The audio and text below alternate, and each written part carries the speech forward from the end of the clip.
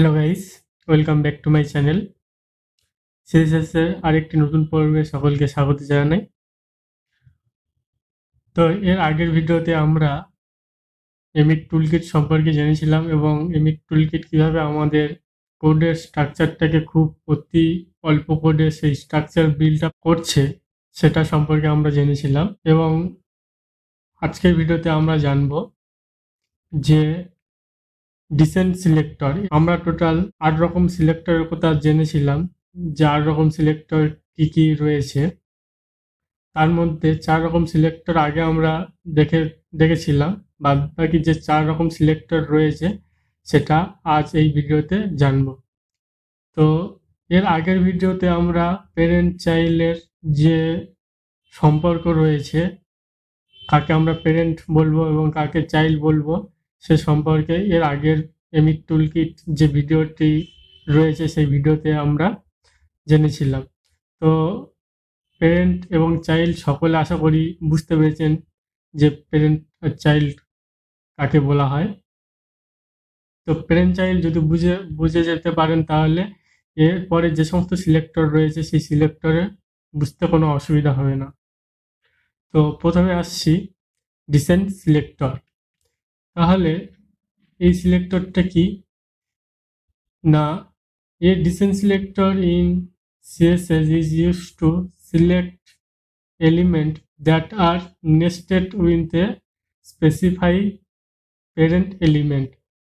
মানে প্যারেন্ট এলিমেন্টের মধ্যে যে এলিমেন্টগুলো থাকবে, নেস্টেড যে এলিমেন্টগুলো থাকবে তার মধ্যে যেটাকে আমরা স্টাইল করতে চাইছি সেটাকে নিয়ে আমরা স্টাইল করতে পারি। যেমন এখানে যদি আমি একটা এক্সাম্পল দিই, তো এখানে দেখতে পাচ্ছেন যে ডিপ, তার মধ্যে আছে H1, তার মধ্যে আছে P প্যারাগ্রাফ ট্যাগ। যদি আমি চাচ্ছি যে এই ডিপের আন্ডারে যদি এই প্যারাগ্রাফকে স্টাইল করতে, তাহলে আমরা কি লিখব, ডিপ তারপরে লিখব প্যারাগ্রাফ। বা এর নিচে যদি হয়তো একটা ইমেজ ট্যাগ রয়েছে, তার নিচে ফের আবার যদি পি ট্যাগ থাকে, তাহলে পি ট্যাগ যেখানে পাবে সেখানে সে স্টাইল করে দেবে। ঠিক আছে, যে স্টাইল আমরা দিতে চাইছি সেই স্টাইল দিতে পারে, সে যেখানে থাকতে পারে এই ডিবের মধ্যে। ঠিক আছে, তো এটাকে আমরা কখন ইউজ করি, to apply to element that are children or further descent of a specify parent element. ঠিক আছে, এবং এর সিনটেক্সটা কি হবে, এর সিনটেক্সটা হবে এইরকম। ডিপ দিতে হবে, এখানে আমি ক্যাপসলক্সে হয়ে গিয়েছে, তো এখানে আপনারা স্মলে দিলে কোনো প্রবলেম নেই। তো ডিপ তারপরে পি দিতে হবে, তারপর সেকেন্ড ব্র্যাকেট অন আর ক্লোজ করতে হবে, দিয়ে এর মধ্যে কিন্তু আপনাকে স্টাইল লিখতে হবে যেটা আপনি করতে চাইছেন। ঠিক আছে, তো চলুন দেখা যাক এটা যদি আমি ভিজুয়াল স্টুডিওতে করতে চাই তাহলে কীভাবে করব। তো এর আগে থেকে আমি কোডটা লিখে রেখেছি, শুধু জাস্ট টাইমটাকে সেভ করার জন্য। তো দেখুন এখানে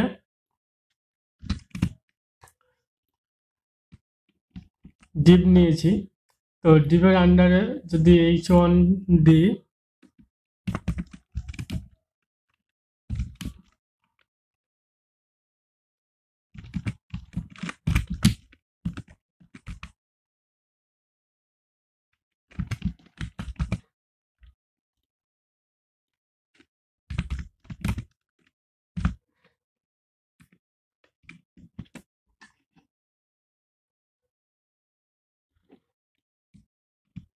তো যদি আমি এই পিটাকে যদি স্টাইল করতে চাই, বা ধরুন এখানে পি রয়েছে, এর নিচে আরও আরেকটা আমি H1 সিলেক্ট করে দিলাম, ক্রিয়েট করলাম।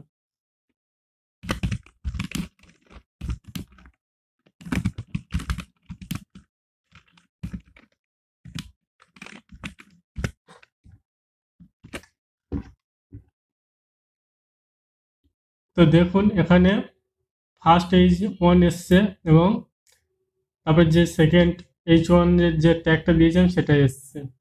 ঠিক আছে, তো এবারে আমরা যদি স্টাইল করতে চাই তাহলে এটাকে কিভাবে স্টাইল করব, তাহলে যেটা আমরা সিনট্যাক্সে দেখেছিলাম যে ডিপ দিতে হবে, তার মধ্যে যেটাকে আমরা স্টাইল করতে চাইছি সেই স্টাইলটাকে দিতে হবে। ঠিক আছে। তো তাহলে এখানে দেখো, প্রথমে আমরা কি দেবো, ডিপ দেবো, তারপরে দেবো H1 দেবো, দিয়ে সেটাকে আমরা স্টাইল দেবো, কালার দিলাম, কালার কি দেবো,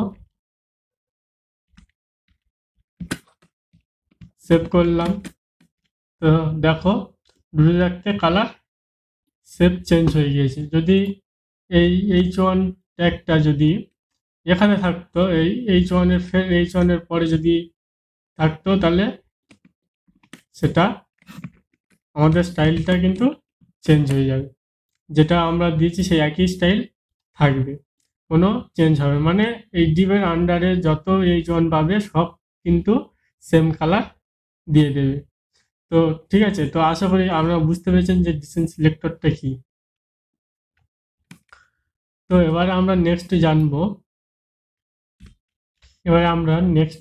সিবলিং সিলেক্টরটা কি।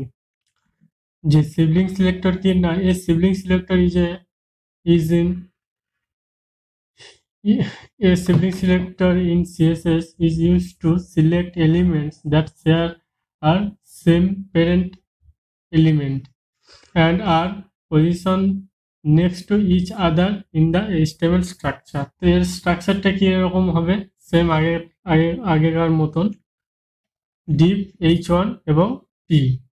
যদি আমি এখানে ধরি, তাহলে এর সিবলিং কোনগুলো হচ্ছে, ডিপের H1 আর P হচ্ছে সিবলিং, মানে একে পরস্পরের সিবলিং। ঠিক আছে, তো এর সিনট্যাক্সটা কি হবে,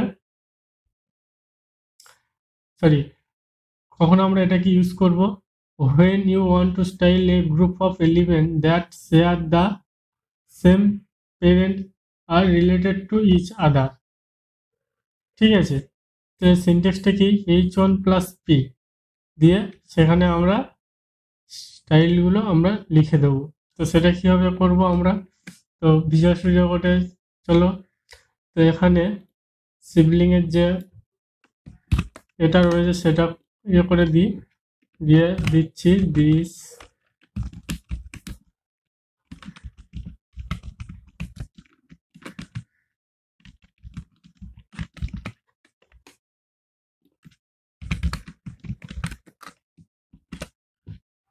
তো এখানে দেখো একটা হেড ট্যাগ নিয়েছি এবং একটা প্যারাগ্রাফ ট্যাগ নিয়েছি। এর আগে আমরা তো এবারে আমরা এখানে স্টাইল কিভাবে, মানে সিলেক্টর কিভাবে নিতে পারি, যেটা দেখেছিলাম H1 প্লাস P দিয়ে সেকেন্ড ব্র্যাকেট দিয়ে এখানে আমরা কালারটা দেবো, দিয়ে এখানে ব্লু দিয়ে দিচ্ছি, দিয়ে সেভ করলাম। তো দেখো প্যারাগ্রাফটা আমাদের কালার হয়ে গিয়েছে, যেটা লাস্টে থাকবে সেটাই কিন্তু আমাদের স্টাইলটা চেঞ্জ হবে। ঠিক আছে, যেমন যদি আমরা ফন্টের সাইজ দিই, ফন্ট সাইজ ধরো 10 পিক্সেল দিয়ে সেভ করলাম। তো দেখুন এখানে ফন্টের সাইজ চেঞ্জ হয়ে গিয়েছে। ঠিক আছে, আশা করি বুঝতে পেরেছেন যে সিবলিং সিলেক্টরটা কেমন কাজ করে। তো নেক্সট আমরা জানবো চাইল্ড সিলেক্টর। ঠিক আছে, child that are direct children or specify parent element, it is denoted by greater than sign symbol between the parent and child selector। যদি এটা ধরি, এখানে প্যারেন্ট হচ্ছে ডিপ এবং চাইল্ড হচ্ছে H1 আর P, এই দুটো হচ্ছে ডিপের চাইল্ড। তাহলে যদি আমরা প্যারাগ্রাফটাকে স্টাইল করতে চাই, তাহলে ডিপ লিখতে হবে, লিখে তার গ্রেটার দেন এই চিহ্নটা দিতে হবে, এই সাইনটা দিতে হবে, দিয়ে পি দিতে হবে, দিয়ে আমাদের কিন্তু স্টাইল করতে হবে। যদি আমরা H1কে স্টাইল করতে চাই, সেটা তাহলে ডিপ দিতে হবে, দিয়ে গ্রেটার দেন সাইন দিতে হবে, দিয়ে H1 দিতে হবে, দিলে তবে কিন্তু আমাদের স্টাইলটা হবে। ঠিক আছে, আপনারা এতগুলো স্টাইল দেখলেন, এতগুলো সিলেক্টর দেখলেন, যেটা খুশি আপনারা ইউজ করতে পারেন। ঠিক আছে, when we use this, now apply style only a element that direct children or specify parent, ignore all deeper nested element। ঠিক আছে, তো এটা কেমনভাবে লিখবো, ডিপ দিয়ে গ্রেটার দেন সাইন পি কে আমরা যদি স্টাইল করতে যাই, দিয়ে প্যারাগ্রাফে যে স্টাইল দিতে চাইছি সেই স্টাইলগুলো আমাদেরকে লিখতে হবে। চলো দেখা যাক এটা।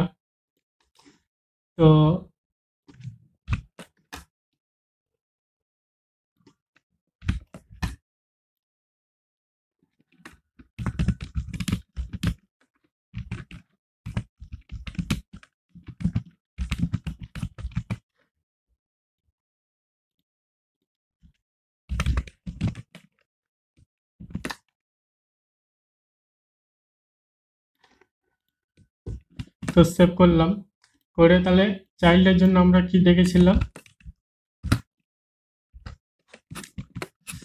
চাইল্ডের জন্য আমরা দেখেছিলাম যেটাকে আমরা স্টাইল করতে চাইছি সেটাকে আগে তার প্যারেন্টটাকে নিতে হবে এবং তারপর যেটাকে আমরা স্টাইল করতে চাইছি সেটাকে লিখতে হবে। তাহলে এখানে আমরা যদি ডিপ দিই, ডিপ গ্রেটার দেন দিতে হবে, দিয়ে h1 দিতে হবে, দিয়ে এর মধ্যে আমাদের কি লিখবো, কালার, সেভ করলাম। তো দেখো এখানে h1টা কালার স্টাইল হয়ে গিয়েছে। আশা করি বুঝতে পারছেন যে আমরা কীভাবে চাইল্ড সিলেক্টর ইউজ করব। এবারে নেক্সট জানবো আমরা অ্যাট্রিবিউট সিলেক্টরটা কি। এটা হচ্ছে সব থেকে লাস্ট সিলেক্টর, ঠিক আছে। কোনো কিছু আমরা অ্যাট্রিবিউট থেকে সিলেক্ট করে আমরা কিন্তু তাকে আমরা স্টাইল করতে পারি। তাহলে select element base on the presence or value specify attribute, ঠিক আছে। এখানে যদি আমরা একটা এক্সাম্পল দেখি, এখানে একটা ইউএল নেওয়া হয়েছে, তার মধ্যে একটা এলআই, চারটে এলআই রয়েছে। তো চারটে এলআই এর মধ্যে অ্যাট্রিবিউট কী রয়েছে, অ্যাঙ্কার ট্যাগ রয়েছে এবং টার্গেট ব্ল্যাঙ্ক রয়েছে। এইগুলো হচ্ছে অ্যাট্রিবিউট এবং তার ভ্যালু। এই টার্গেটটা হচ্ছে অ্যাট্রিবিউট এবং তার ভ্যালু হচ্ছে আন্ডারস্কোর ব্ল্যাঙ্ক, ঠিক আছে। আর একটা এলআই রয়েছে যেখানে অ্যাঙ্কার ট্যাগ রয়েছে শুধুমাত্র এবং ভিজিট টেস্ট। আর একটা এলআই রয়েছে যেখানে অ্যাঙ্কার ট্যাগ রয়েছে দিয়ে ডাউনলোড পিডিএফ। আবার রয়েছে অ্যাঙ্কার ট্যাগ রয়েছে দিয়ে অ্যাবাউট এক্সাম্পল, ঠিক আছে। তো এটা কি হবে, কখন আমরা এটাকে ইউজ করব, when we want to style element based their attributes such as id, class, data, anything, any custom attribute। যদি আমরা একটা সেন্টেন্স দেখি, এখানে একটু আগে যেটা বলেছিলাম যে টার্গেট ব্ল্যাঙ্কটাকে নিয়ে আমরা কিন্তু এটা স্টাইল করতে চাই, করতেও পারি। তাহলে সেটা আমরা সেন্টেন্সে লিখবো যে যেখানে যে অ্যাঙ্কার ট্যাগের মধ্যে টার্গেট ব্ল্যাঙ্ক থাকবে সেটাকে আমাদের এই স্টাইল করে দাও, ঠিক আছে। আর কি কি হতে পারে, যে href দিয়ে ডট পিডিএফ যদি থাকে, ঠিক আছে। এই যে পিডিএফ এর যে ফাইলটা রয়েছে যেখানে এই পিডিএফ থাকবে, অ্যাঙ্কার ট্যাগের মধ্যে ডট পিডিএফ বলে লাস্টে থাকবে, সেখানে যে কোনো আপনি যে স্টাইলটা করতে চাইছেন সেই স্টাইল করতে পারবেন। আর কোথায় করতে পারবেন, যেখানে href রয়েছে, ঠিক আছে। প্রথমে যদি https দিয়ে যদি কোথাও শুরু হয়, ঠিক আছে। এখানে দেখুন, লক্ষ্য করলে দেখতে পাবেন যেখানে দুটো একটা http রয়েছে এবং তিনটে https রয়েছে, ঠিক আছে। তো এইরকম কন্ডিশনে আপনারা পার্টিকুলার কোনো একটা স্টাইল অ্যাপ্লাই করতে পারবেন, ঠিক আছে। তো চলো দেখা যাক এটা কিভাবে কি হয়।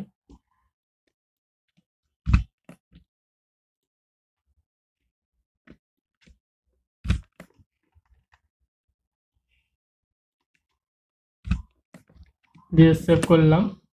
তো দেখুন এখানে চারটে চলে এসছে। তো আমি এখানে একটা অ্যাট্রিবিউট সম্পর্কে দিচ্ছি, স্টাইল করে দেখাচ্ছি। তো সেটাকে কি করব, তো সেটার জন্য আমাদের কি করতে হবে, দেবো, দিয়ে এটাকে কি লিখতে হবে, target is equal to underscore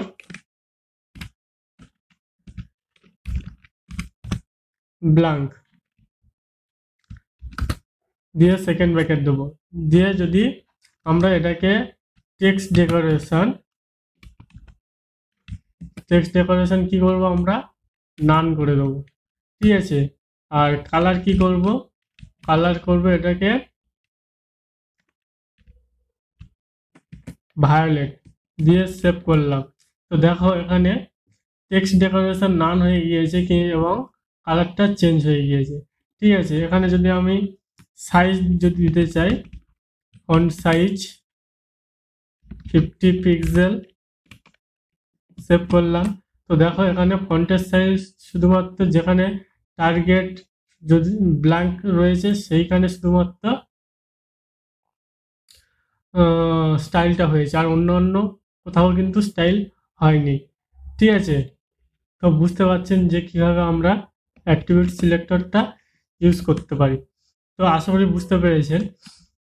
তো যদি কোনো প্রবলেম থাকে নিচে কমেন্ট সেকশনে কমেন্ট করতে পারে। এবারে আমরা নেক্সটে জানবো যে সিএসএস বক্স মডেল সম্পর্কে জানবো, এটা আমরা নেক্সট ভিডিওতে জানবো। তো যদি ভিডিওটি ভালো লেগে থাকে তাহলে বন্ধুদের সাথে শেয়ার করবেন, আর যদি চ্যানেলে নতুন হয়ে থাকেন চ্যানেলকে সাবস্ক্রাইব এবং একটি লাইক করবেন। তো thank you, thanks for watching this video.